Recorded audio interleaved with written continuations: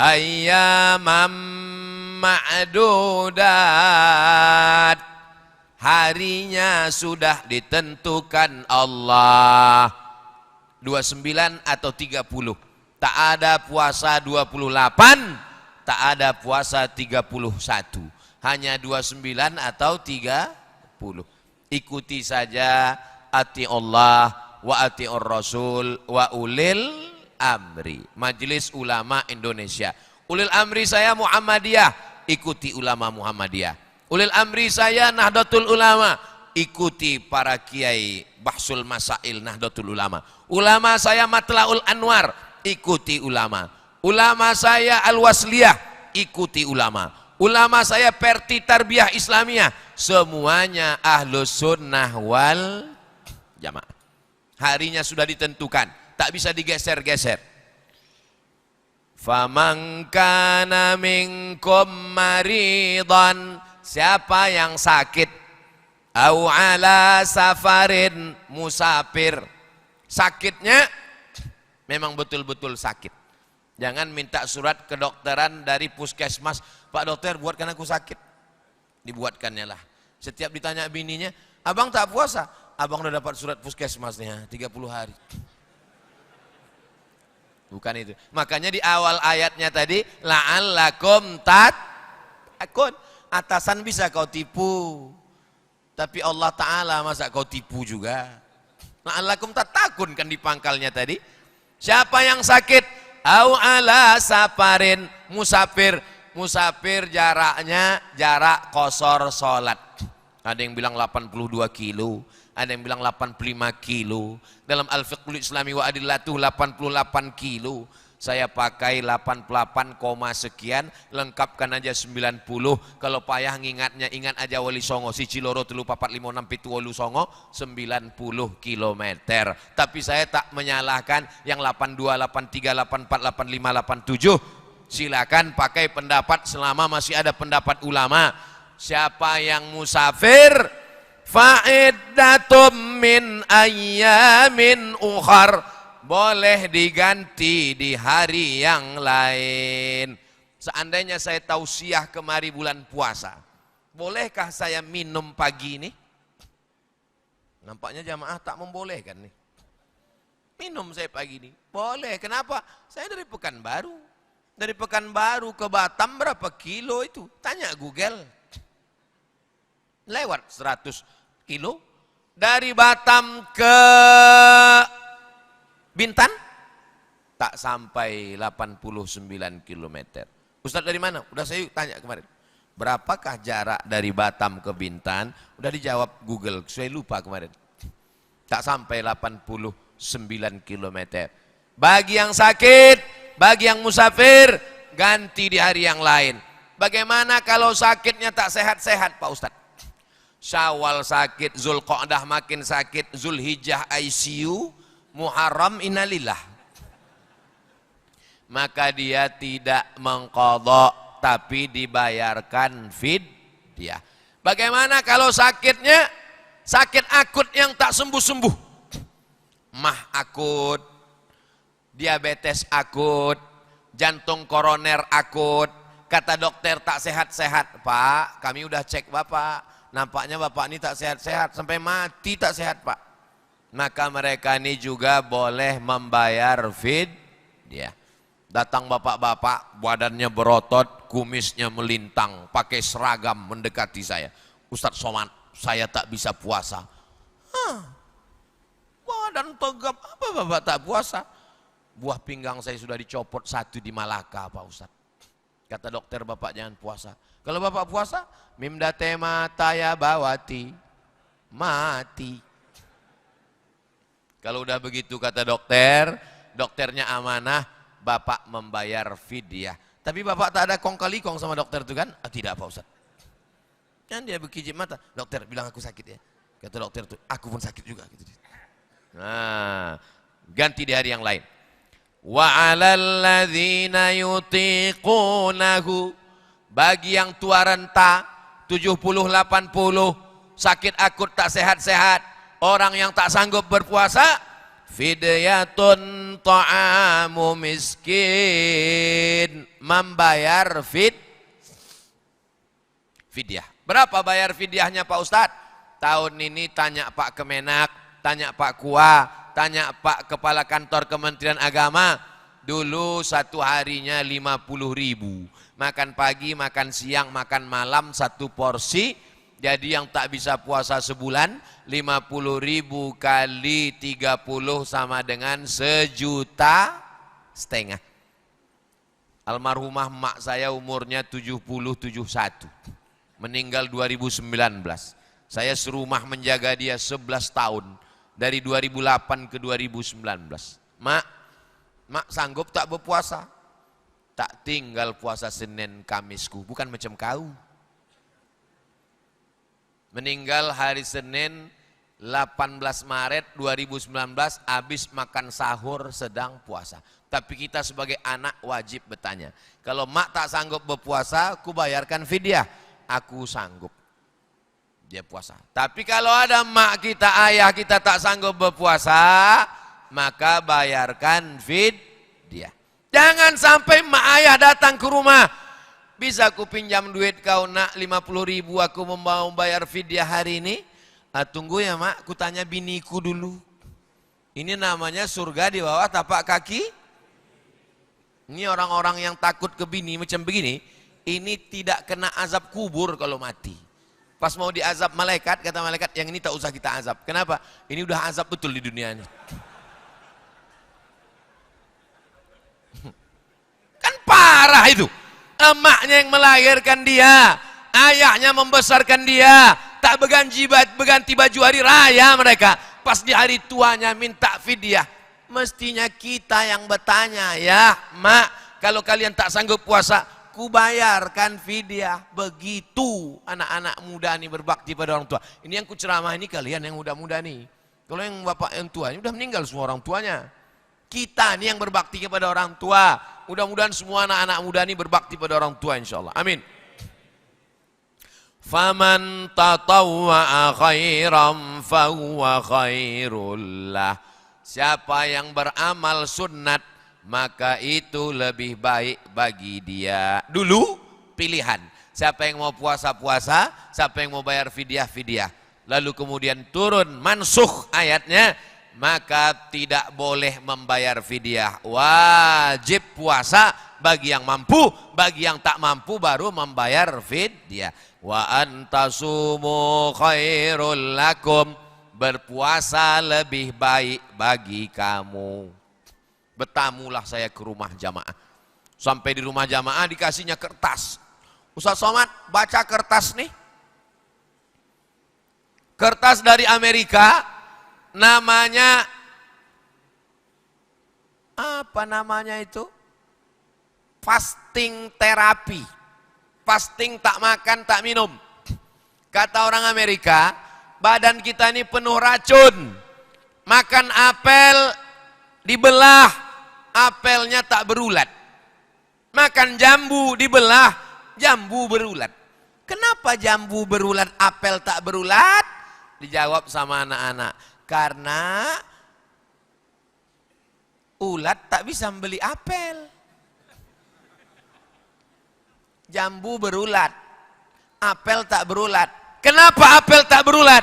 Karena apel disemprot pestisida. Ulat tak mau makan apel, takut kena kanker. Ikan asin ini dikerumuni lalat.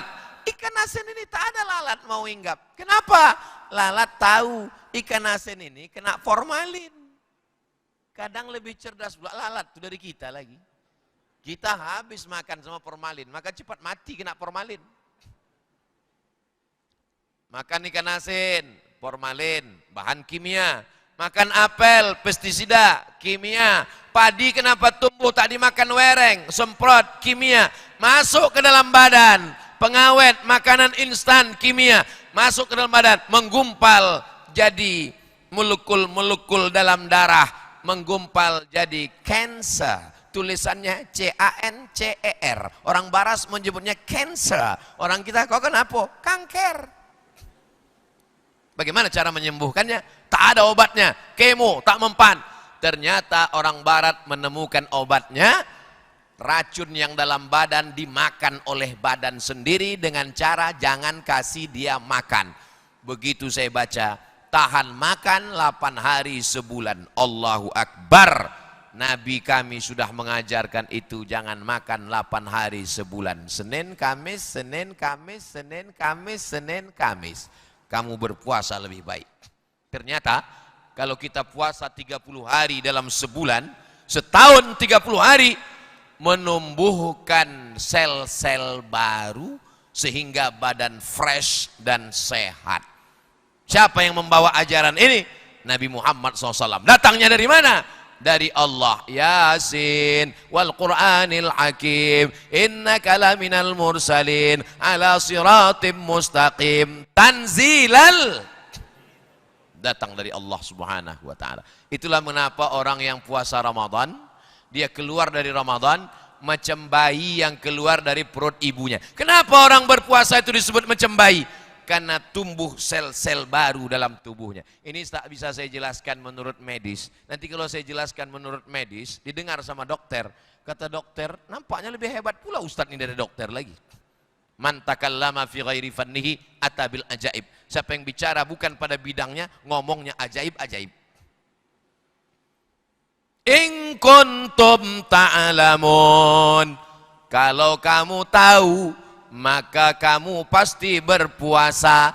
Kenapa banyak orang tak berpuasa? Karena tak tahu. Tak tahu dikasih tahu. Yang parah ini tak mau tahu. Kita cukupkan sampai 184. Hampir 1 jam kita mengaji, cuman dapat 2 ayat. Akan datang, lanjutkanlah. Ustaz Somad kapan lagi datang ke Bintan? Panjang umur, sehat badan, setahun sekali datang insya Allah. Amin. Macam COVID juga, setahun sekali datang. Oh, na'udzubillah, na'udzubillah, na'udzubillah. Ini sekedar ngasih contoh, supaya ceramahnya jangan kemana-mana, ngalor ngidul, tak tentu arah. 30 kali pengajian subuh, tak keluar dari la'allakum tattaqun, la'allakum tattaqun, la'allakum tattaqun. Udah nampak jamaah, itu Ustaz apa tuh? Itu Ustaz la'allakum tattaqun. Takwa, takwa, takwa, takwa, penting. Tapi bagus, saya kalau mengajar begitu. Kama kutiba 'alal ladzina min qablikum. Ujung ayatnya, la'allakum, supaya kamu takwa. Apalah agama Islam ini? Dilarang makan, dilarang minum makanan halal, minuman halal, bininya halal, bercakap tak boleh, mata tak boleh jelalatan.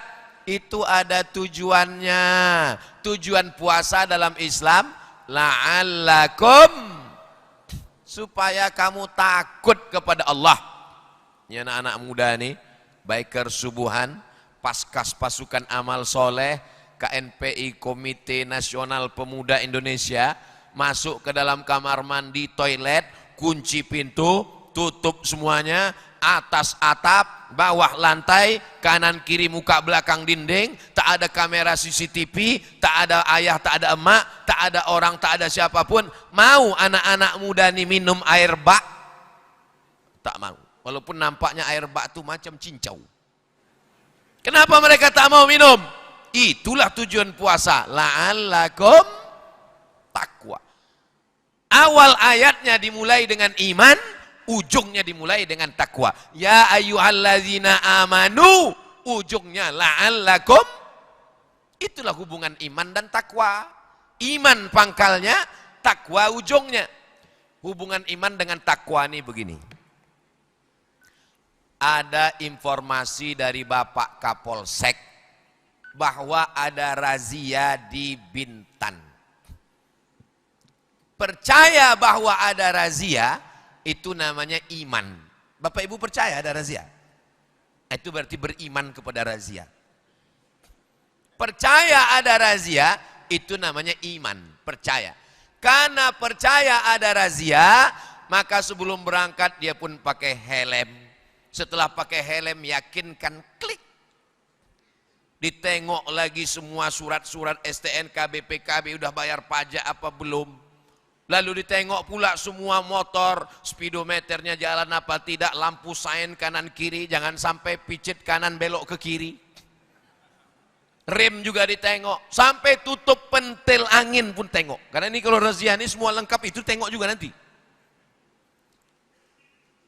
Melengkapi surat-surat karena takut kena tangkap, itu namanya takwa. Kenapa orang tak takwa? Karena tak beriman. Kenapa dia tak pakai helm? Kenapa dia tidak bawa SIM? Kenapa tak ada STNK BPKB? Kenapa tak bayar pajak? Karena dia tak percaya ada razia. Itu hubungan iman dengan takwa. Jelas? Memang kalau sering kena tangkap ini jelas memang. Belum jelas sekali Pak Ustadz. Oke, saya kasih ilustrasi yang kedua. Pergi ke rumah sakit. Dibawa dokter tulah balon warna hitam. Dipasangkannya ke tangan. Waduh Pak, Bapak jangan jauh-jauh dari rumah ya Pak. Maksudnya malaikat maut udah dekat. Ini tensi Bapak 180/150. Percaya kepada dokter bahwa kita kena darah tinggi, itu namanya iman. Beriman kepada dokter. Lalu kata dokter, karena tensi Bapak tinggi, jangan makan santan, jangan minum susu, jangan makan kambing, jangan kolesterol, jangan mikir banyak-banyak, nanti Bapak stres, nanti jantung Bapak tak tenang, Bapak mesti olahraga, Bapak mesti jogging, Bapak mesti makan buah, Bapak mesti makanan sehat. Mengikuti nasihat takut makan kolesterol dengan badan sehat, ini namanya takwa. Udah saya kasih contoh dua, tak juga paham. Memang bawaan belum sarapan tuh begitu. Susah nangkap memang. Saya kasih pun contoh ketiga, tak paham juga itu. Makanya nanti udah pulang ke rumah, diulang balik ceramah saya ini. Oh bisa ceramah Ustadz ini diulang? Bisa. Tonton aja di channel Ustadz Abdul Somad Official. Subscribe, like, share, and comment. Maksudnya share lah ke kawan-kawan. Ini kan saya cuman ada di Bintan. Tapi saudara kita dari Sabang sampai Papua, rupanya mereka mengikuti kita juga subuh ini melalui streaming.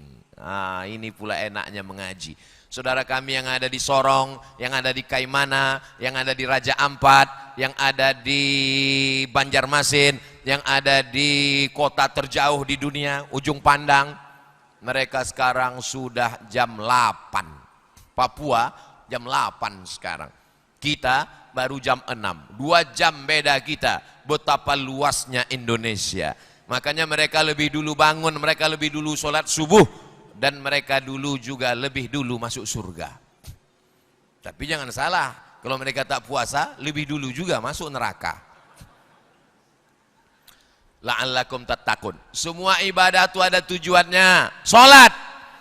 Apa Islam ini? Tegak rukuk sujud, tegak rukuk sujud. Ada tujuannya. Inna sholata tanha anil fahsya wal munkar. Haji. Apalah haji ini? Putar-putar, putar-putar, lari-lari, lari-lari, lempar-lempar. Di Bintan pun bisa kita putar-putar, lari-lari, lempar-lempar. Apa tujuan haji ini?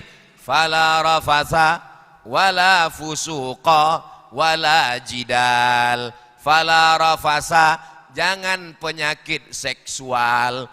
Apa penyakit seksual itu Pak Ustadz? Gatal. Wala fusuqa, jangan penyakit non seksual, curang, makan haram, riba, korupsi.